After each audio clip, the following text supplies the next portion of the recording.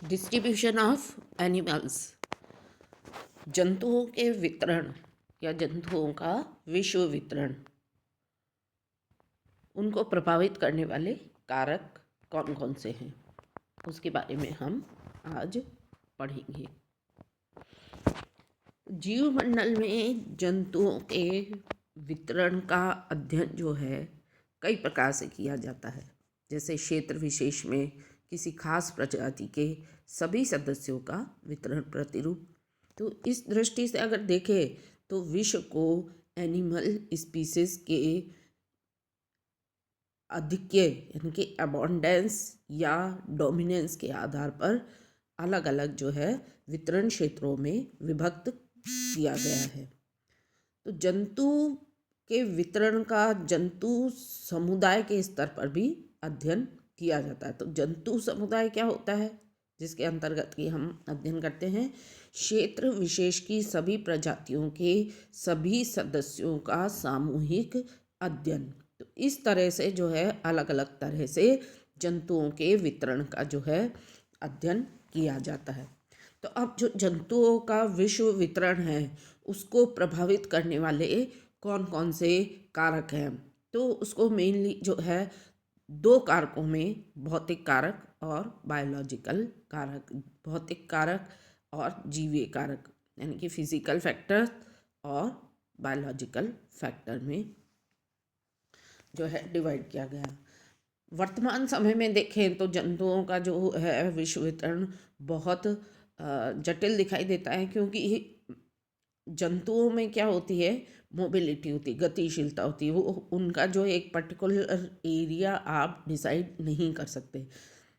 यदि हम Arctic tern को देखें तो मौसमी प्रवास इतना विस्तृत हो जाता है। ये आर्कटिक टर्न क्या है, टिटरी यानी कि एक तरह का जो है जंतु है। तो उनको जो है सीजनल माइग्रेशन इतना ज़्यादा हो जाता है कि वो विश्व में हर जगह देखने को मिलेगा। तो अब हम उसको समझ नहीं सकते कि वो पर्टिकुलर किस एरिया में रहता है।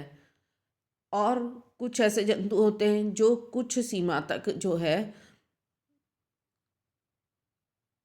एक पर्टिकुलर एरिया में रहते हैं। तो वर्ल्ड में जो है कई प्रकार की जो है एनवायरमेंटल कंडीशंस भी होती हैं। उस कंडीशंस के आधार पे भी जो है जीव जंतु पाए जाते हैं। तो अलग अलग तरह के जंतु, अलग अलग तरह की जातियाँ अलग अलग जगह पर भी पाई जाती है, सर्वत्र भी पाई जाती है। तो इसको जो डिस्ट्रीब्यूशन को जो है कौन से फैक्टर्स हैं जो निर्धारित करते हैं। जैसे कि कार्प्स तालाब में पाई जाने वाली एक प्रकार की मछली है, मिनोज एक प्रकार की छोटी मछली है।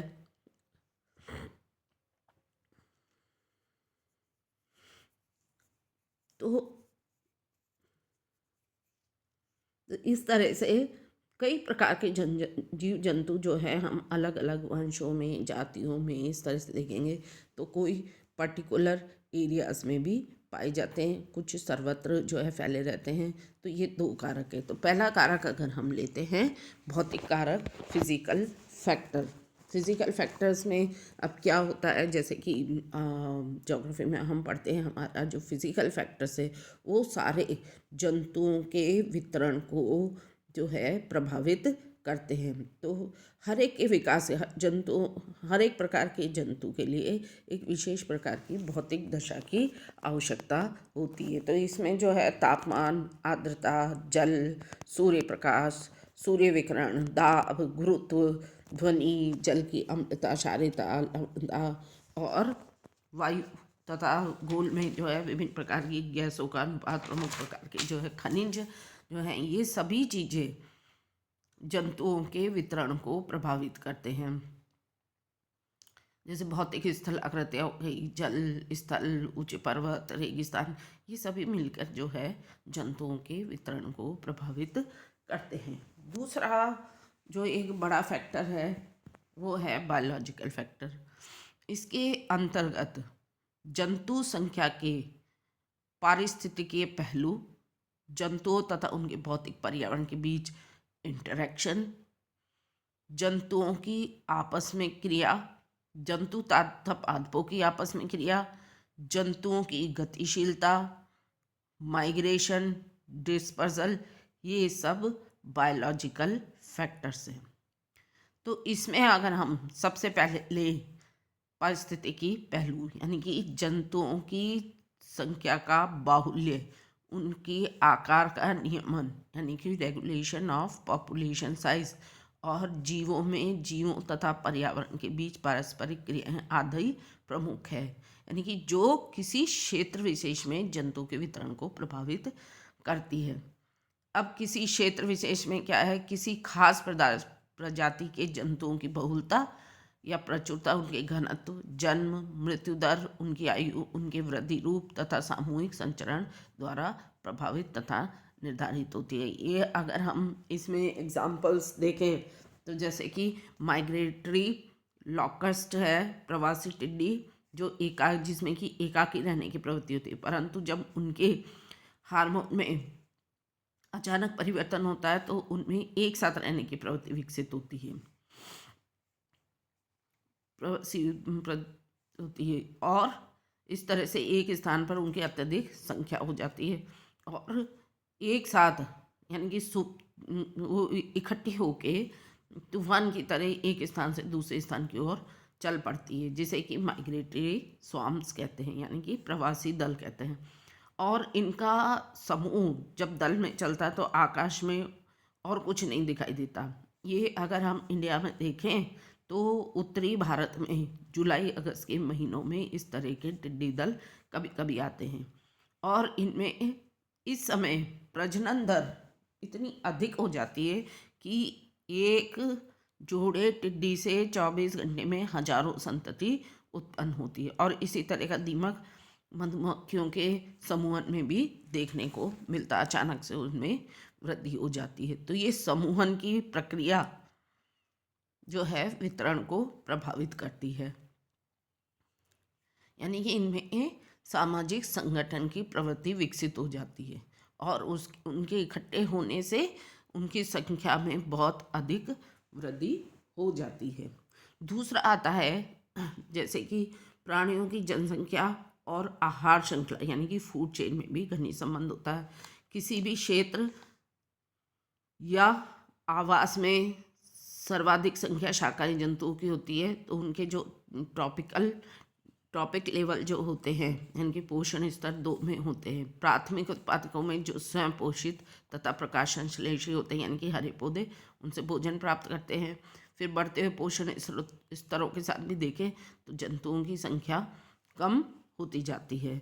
जंतुओं की बहुलता तथा वितरण उनके विशिष्ट व्यवहार पर भी निर्भर करती है। कुछ ऐसे जंतु होते हैं जिनमें प्रजनन की दर बहुत अधिक होती है परंतु प्रजनन स्थान पर पुनः वापस नहीं आते, तो इनका प्रसरण तीव्रता से होता है। लेकिन इसके विपरीत कुछ ऐसे जंतु भी होते हैं जिनमें निम्न प्रजनन दर होती है लेकिन ये अपने जन्म स्थान पर अधिक रहते हैं, तो इनके स्थान विशेष में इनकी संख्या तो बढ़ती है परंतु इनका प्रसरण कम होता है। तीसरी तरह का जो वितरण देखने को मिलता है वो इस तरह जनसंख्या के घनत्व के अनुसार कि किसी भी क्षेत्र में जनसंख्या का घनत्व उनके जन्म दर, मृत्यु दर, इमाइग्रेशन, आयु संरचना, डिस्पर्सन आदि पर निर्भर करता है। यदि जन्म दर मृत्यु दर से अधिक है तो अधिकांश जंतु क्या होंगे, प्रौढ़ अवस्था में होंगे। आप्रवास उत्प्रवास से अधिक है तथा विसरण न्यून है तो क्षेत्र में भी जनसंख्या की घनत्व जो है वो अधिक हो जाता है। फिर आता है मॉल्थस के सिद्धांत के अनुसार। मॉल्थस का जो मानव सिद्धांत है उसके अनुसार जो है सिद्धांत क्या है कि किसी देश या प्रदेश में जनसंख्या एक निश्चित सीमा से अधिक हो जाती है तो प्राकृतिक प्रकोपों के कारण उसका स्वतः ह्रास हो जाता है और उसका नियमन हो जाता है। तो इसके अनुसार जंतु संख्या का नियमन जब वह आदर्श सीमा से अधिक हो जाती है तो वे प्राकृतिक रूप से स्वयं हो जाता था। क्षेत्र विशेष में है कि जंतुओं की संख्या एक निश्चित सीमा से ऊपर नहीं बढ़ती है, यानी कि जनसंख्या का ये स्वतः नियमन जंतुओं में उत्पादकता तथा जनदर में ह्रास, जनसंख्या में वृद्धि होने पर, आहार की कमी होने पर मृत्यु दर में वृद्धि, संक्रामक रोगों के कारण मृत्यु दर में वृद्धि आदि कारकों या प्रक्रियाओं के द्वारा होता है। इस तरह से जो है पॉपुलेशन कंट्रोल रहती है। फिर है कि किसी भी आवास में एक ही प्रजातियों के जंतुओं में पारस्परिक क्रिया को अंतरजातीय पारस्परिक क्रिया कहते हैं और विभिन्न प्रजातियों के जंतुओं के बीच पारस्परिक क्रिया को जात्यांतर पारस्परिक क्रिया कहते हैं। तो इनके द्वारा या तो जंतुओं की जनसंख्या अधिक हो जाती है या अत्यधिक कम हो जाती है। तो पारस्परिक क्रिया जो है ऋणात्मक या धनात्मक हो सकती है। ऋणात्मक पारस्परिक क्रिया का अगर हम एग्जाम्पल लें तो परभक्षण है। इस तरह किसी भी क्षेत्र में जंतुओं की संख्या परभक्षी भक्ष्य संबंधों पर आधारित होती है। परभक्षण द्वारा किसी भी क्षेत्र में प्रजातियों में संतुलन हो जाता है। उदाहरण के लिए यदि हम किसी भी क्षेत्र से परभक्षक जंतुओं को या तो पूरी तरह से हटा दें या उनका बिल्कुल ख़त्म कर दें तो क्या होगा, भक्ष्य जंतुओं की संख्या अधिक हो जाएगी और ओवर पॉपुलेशन हो जाएगा।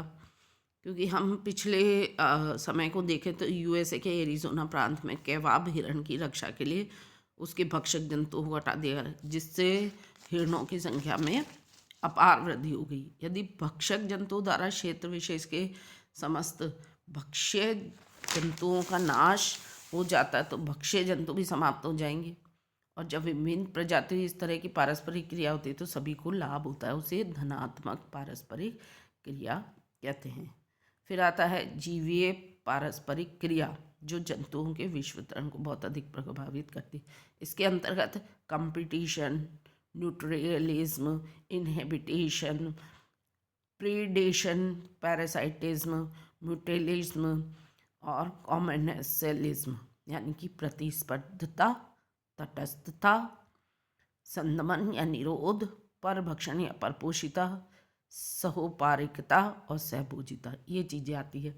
तो इस प्रतिस्पर्धा क्या है, उस समय प्रभावित होगी जब एक ही आवास में दो या अधिक जंतु प्रजातियां एक ही प्रकार के आहार के लिए संघर्ष करती है।